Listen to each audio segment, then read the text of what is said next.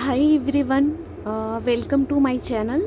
आप आज देख सकते हैं कि आज मैं आप लोगों को पोनीटेल पाम के बारे में बताने वाली हूँ। आप इस प्लांट को देख सकते हैं, ये कितना प्यारा सा दिखने वाला प्लांट है। ये कुछ ऐसा दिखता है। इसकी स्टेम आप देख सकते हैं, ये कितनी मोटी इसकी स्टेम होती है और स्टेम में इसकी वाटर एंड जो फूड मटेरियल है, मीन स्टार्च है, वो स्टोर्ड होती है। इस प्लांट का नाम पोनीटेल पाम ज़रूर है, पोनीटेल पाम ट्री, बट ये ना तो पाम है और ना ही ये ट्री है। ये एक सकुलेंट है, बट इस सकुलेंट की हाइट नियरली 4 फीट की होती है। अब आप सोच रहे होंगे कि इसका नाम पोनीटेल पाम क्यों है। इसका नाम पोनीटेल पाम है क्योंकि आप इसके लीफ को देख सकते हैं।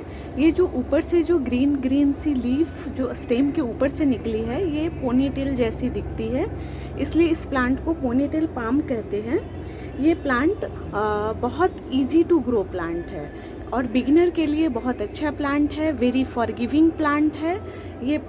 इसलिए इस प्लांट को बिगिनर के लिए उगाना बहुत इजी है। इवन आप कहीं पे इस प्लांट को छोड़ के आप ट्रिप पे चले जाते हैं या फिर आप ड्यूटी में बहुत बिजी हैं, आपको इस प्लांट को देखने की केयर करने की बिल्कुल टाइम नहीं मिल पा रही है, फिर भी ये प्लांट बहुत ईजिली सरवाइव कर लेता है। ये प्लांट को मीन फुल डे डायरेक्ट या इनडायरेक्ट आप सनलाइट दे दें, ब्राइट सनलाइट दे दें, तो ये इसमें बहुत अच्छा करता है। इसे ह्यूमिडिटी की ज़रूरत नहीं पड़ती है इस प्लांट को। ये जो ड्राई इन्वायरमेंट है उसमें ये प्लांट बहुत अच्छा ग्रो करता है। और इसकी जो लीफ है वो आप देख सकते हैं कितनी लंबी लंबी सी होती है, ऊपर से बहुत लंबी सी सिलेंडर और बहुत लंबी सी होती है, जो कि पोनीटेल जैसी दिखती है। ये प्लांट के लीफ जो हैं वो बिल्कुल भी टॉक्सिक नहीं होते हैं, इसलिए ये आपके घर में अगर पेट्स हैं तो भी वो इसके लिए सेफ़ हैं। बट एक बात का आपको ध्यान देना है कि ये जो प्लांट है, इसकी जो लीफ है वो ऐसे टॉक्सिक तो नहीं है बिल्कुल भी, बट आप उसके एज को देख सकते हैं। प्लांट का जो किनारा है उसको आप देख सकते हैं, प्लांट के किनारे को, कि ये बहुत शार्प है। इसके किनारे को देख सकते हैं, बहुत शार्प है। तो जब आप इसको हैंडल करें इस प्लांट को, तो केयरफुली हैंडल करें, क्योंकि इसमें आपके हाथ में ट्रॉमा आ सकती है, हाथ आपके कट सकते हैं। अदरवाइज़ इसकी लीफ बिल्कुल सेफ़ है। अगर कोई खा भी ले, पेट या बच्चे, तो उनको किसी टाइप की कोई भी प्रॉब्लम नहीं होगी कुछ, क्योंकि ये इसमें बिल्कुल भी पॉइज़न नहीं होता है। तो ये प्लांट बहुत सेफ़ है। इसकी बहुत डिस्टिंक्ट अपीयरेंस है जो इसको बहुत ब्यूटीफुल बनाती है, इस प्लांट को बहुत प्यारी सी बनाती है। इसमें आप इसके स्टेम को देख सकते हैं, इसकी स्टेम कितनी ब्रॉड है, जिसमें वाटर एंड स्टार्च स्टोर्ड है। तो आप इसको अगर बहुत दिन तक भी पानी देना भूल जाएं तो भी ये अपने स्टोर्ड वाटर एंड स्टार्च को ये यूज़ करता रहता है, क्योंकि ये सकुलेंट है और इसको डेजर्ट में रहने की आदत है, इसलिए इसने अपने आप को ऐसा डेवलप किया है इस प्लांट ने। अब इसकी डिपेंड करती है कि आप कितने, मीन इस बात पे भी ये डिपेंड नहीं करती है कि आप कितने इसको केयरफुली देख रहे हैं। अगर आप इस प्लांट को केयरफुली देख रहे हैं तो भी ये प्लांट बहुत अच्छा करेगी। अगर आप इसको केयरफुली नहीं भी देख रहे हैं तो भी ये प्लांट बहुत अच्छा करेगी। बहुत ईज़िली ये सरवाइव करती है, बिल्कुल ड्राई नहीं होती है। विंटर इनका डोरमेंट पीरियड होता है, तो विंटर में ये प्लांट ज़्यादा ग्रो नहीं करती है, बट समर में और स्प्रिंग सीजन में ये प्लांट बहुत अच्छे से ग्रो करती है। और इसलिए ये प्लांट बिगिनर के लिए बहुत ही परफेक्ट है। अगर आप बिगिनर हैं, आपको गार्डनिंग नहीं आती है, तो ये प्लांट बहुत परफेक्ट है। इसमें जो स्प्रिंग एंड समर सीजन में इसमें फ्लावर्स भी आते हैं, वाइट या येलो कलर के फ्लावर आते हैं। मेरे प्लांट में अभी तक फ्लावर नहीं आई है। और ये बहुत अच्छे से ड्राई और हॉट कंडीशन में ये प्लांट बहुत अच्छे से रह लेता है। ये आउटडोर में भी बहुत अच्छे से रह लेता है।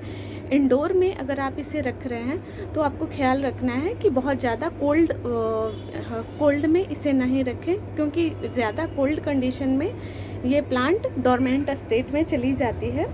ये प्लांट को की जो इतनी ब्रॉड इसकी स्टेम है, आप देख सकते हैं ये ब्रॉड वाली स्टेम है, इसके कारण ही इस प्लांट को हम बोटल पाम ट्री भी बोलते हैं, एलिफेंट फुट ट्री भी बोलते हैं। लाइट के लिए जैसा मैंने बताया कि ये डेज़र्ट सिंस ये डेज़र्ट में रहने वाला प्लांट है, तो इसको फुल डे या part day light, bright, direct, indirect दोनों टाइप की लाइट में ये प्लांट अच्छा कर लेता है। इसे लाइट से कोई प्रॉब्लम नहीं है। आउटडोर भी बहुत अच्छा कर लेता है ये प्लांट।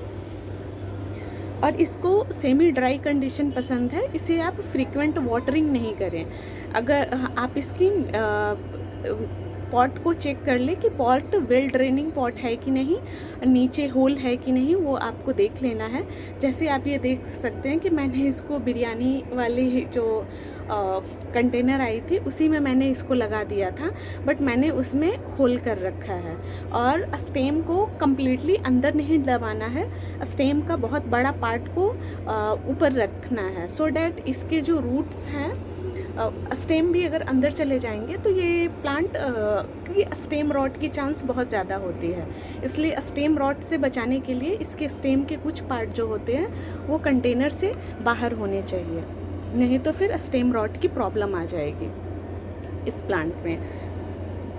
और वाटरिंग आप नॉर्मली अगर आप इसको अगर विंटर है तो आप 15 दिन पे एक बार थोड़ा पानी इसको आप दे सकते हैं। अगर हॉट एंड ड्राई वेदर है, समर की बात कर रही हूँ मैं, तो आप वीक में 1 से 2 बार इसमें वाटरिंग कर सकते हैं। तो ये प्लांट उतने वाटर में भी बहुत अच्छे से सर्वाइव कर लेता है। ज़्यादा वाटरिंग करने पे स्टेम रॉट हो जाएगी। और इसकी जो सॉइल प्रिपेयर करनी है वो फास्ट ड्रेनिंग सॉइल प्रिपेयर करनी है। इसलिए जब आप इसकी सॉइल प्रिपेयर करते हैं तो आपको ध्यान रखना है कि उसमें आपको 2 पार्ट आपको सैंड लेना है, 1 पार्ट आपको गार्डन सॉइल लेना है, और उसमें आपको अच्छे खासे मात्रे में आपको अधिक मात्रा में आपको परलाइट मिलानी है। आप अगर जितना ज़्यादा परलाइट मिलाएंगे तो वो इसके लिए उतना ज़्यादा वेल ड्रेनिंग सॉइल बनेगा, जिसको हम डेजर्ट सॉइल मिक्सचर कहते हैं। तो इस प्लांट को डेजर्ट सॉइल मिक्सचर की ज़रूरत पड़ती है, तो आप वेल ड्रेनिंग सॉइल इसके लिए बनाएं। अगर आप कोयले का छोटे टुकड़े अगर आप इसमें ऐड कर सकते हैं चारकोल के, तो वो आप ऐड कर दीजिए। और इसे हमेशा जो क्ले की पॉट है उसमें ही लगाएं, क्योंकि क्ले की पॉट जो होती है वो पोरस होती है। बाय मिस्टेक अगर आप थोड़ा ज़्यादा पानी भी डाल देंगे प्लांट में तो ये अब पोरस होने के कारण जो एक्स्ट्रा वाटर है उसको थोड़ा थोड़ा ये ले लेती है। इसलिए क्ले का पॉट इसके लिए अच्छा है। प्लास्टिक में जितना हो सके आप अवॉइड करें। कम्प्लीटली स्टेम को अंदर ना डालें, स्टेम का बहुत बड़ा पार्ट आप बाहर रहने दें। क्ले पॉट इसके लिए आइडियल है। और फर्टिलाइज़ आप इसको एक्स्ट्रा ज़्यादा फर्टिलाइज़ नहीं करें। साल में 2 से 3 बार इसको फर्टिलाइज़र की ज़रूरत पड़ती है, वो भी समर सीज़न में या स्प्रिंग सीज़न में। जब इसका ग्रोइंग टाइम होता है तब आप इसमें 2 से 3 बार फर्टिलाइज़र यूज़ कर सकते हैं। ज़्यादा फर्टिलाइज़र की ज़रूरत इस प्लांट को नहीं पड़ती है। ये नॉर्मल रूम टेम्परेचर पे रहने वाला प्लांट है, या आउटडोर में ऐसे 30 to 35 डिग्री सेल्सियस भी ये बहुत अच्छे से ग्रो होता है ये प्लांट। इसमें कोई प्रॉब्लम नहीं आती है। रिपोर्टिंग करने में आपको इस बात का ख्याल रखना है कि अगर आप प्लांट को कैसा चाहते हैं, प्लांट को छोटे साइज़ का चाहते हैं या बड़े साइज़ का चाहते हैं। अगर आप इस प्लांट को छोटे पॉट में रखेंगे तो प्लांट छोटा रहेगा। अगर आप इसको बड़ा बनाना चाहते हैं तो आप इसको ये नियरली 4 फीट का हाइट ये अचीव करता है। तो अगर आप इसको बड़े पॉट में हर एवरी ईयर अगर आप इसकी रिपोर्टिंग करते रहते हैं तो ये प्लांट अपने नेचुरल हाइट तक पहुंच जाएगी। अगर आप छोटे पॉट में रखते हैं तो ये प्लांट छोटी हाइट की ही रहेगी। तो अगर आप इसको बड़ा करना चाहते हैं तो आप इसको एक बड़े पॉट में हर एवरी ईयर आप एक बड़े पॉट में इसको लगा सकते हैं। लीफ का आपको खास ध्यान रखना है कि गलती से इसकी लीफ अगर टच हो गई, उसके जो कॉर्नर लीफ के जो एज हैं वो अगर आपसे टच हो गए तो ये हैंड में इंजरी काउज कर सकते हैं, क्योंकि ये थोड़े शार्प और सेरेटेड होते हैं। और यही इस प्लांट को ब्यूटीफुल बनाती है। अदरवाइज़ ये प्लांट बिल्कुल सेफ़ है, कोई बिल्कुल भी टॉक्सिक नहीं है, इंडोर के लिए बहुत सेफ़ है। अब चलते हैं प्रोपेगेशन की तरफ। तो ये प्लांट को जो प्रोपेगेशन का मेथड है वो स्टेम के थ्रू प्रोपेगेशन का मेथड है। और कभी कभी ऐसा देखा जाता है कि जैसे ये स्टेम है तो स्टेम के साइड से एक और बेबी प्लांट निकल जाता है स्टेम के साइड से, तो वहाँ से जहाँ से बेबी प्लांट निकला है वहाँ पे आपको कट करना है। फिर आपको ऑब्जर्व करना है कि कुछ फ्लूइड जैसा मटेरियल निकल रहा है क्या। अगर फ्लूइड जैसा मटेरियल निकल रहा है तो थोड़ा सा टाइम देना है और बेबी प्लांट को ड्राई होने देना है। देन आप जो मदर प्लांट है और बेबी प्लांट है दोनों पे जहाँ पे आपने कट लगाया था वहाँ पे आप फंगीसाइड का सॉल्यूशन लगा दें, कि 1-2 बार लेप लगा दें और उसको थोड़ा सा सूखने दें। उसके बाद उसको मिट्टी में आप डिजर्ट सॉइल प्रिपेयर करके आप उस बेबी प्लांट को लगा सकते हैं। अगर आप और उसमें आप थोड़ी सी रूटिंग हार्मोन उसके बाद यूज़ कर सकते हैं। जब फंगीसाइड सूख जाए देन आप थोड़ा रूटिंग हार्मोन लगा के और बेबी प्लांट को लगा दें। ये प्लांट बहुत अच्छे से उसमें उग जाता है, कुछ प्रॉब्लम नहीं होती है। अब इस प्लांट में किस टाइप की डिजीज़ होते हैं, तो पहली तो कॉमनली ये प्लांट के डेथ का जो कॉमन रीज़न है वो है ओवर वाटरिंग। अगर आप इसकी ओवर वाटरिंग करेंगे तो ये प्लांट की स्टेम है वो रॉट हो जाएगी, क्योंकि जैसा कि मैंने पहले भी आपको बताया कि इसके स्टेम में already water and food stored होता है, वाटर एंड स्टार्च स्टोर्ड होता है। तो अगर आप इसको बहुत ज़्यादा पानी देंगे तो इसकी स्टेम रॉट हो जाएगी। और उसकी पहचान क्या है, जब इसकी आप ओवर वाटरिंग करेंगे तो लीफ जो है वो ग्रीन के बदले येलो सी हो जाएगी। तो आपको जैसे ही लीफ येलो होने लगे तो आपको समझ जाना है कि आप वाटरिंग ज़्यादा कर रहे हैं और आप इसकी उसको डिले करें। तो ज़्यादा वाटरिंग जल्दी ना करें। अदर देन डैट इसमें स्पाइडर माइट या इंसेक्ट वो भी अटैक करते हैं और ये लीफ के बीच में वो स्पाइडर्स जो होते हैं वो अपने जाल बना लेते हैं। तो इसके लिए मैंने जैसे आप लोगों को पहले भी बताया था कि इसको रनिंग स्प्रे वाले कंटेनर से आप इसको थोड़े प्रेशर में इसको वाटर दें, सो डैट कुछ इंसेक्ट है या उसके एग्स हैं तो वो सब वॉश हो जाएंगे। अगर वेब हैं तो उसको आप क्लीन कर दें।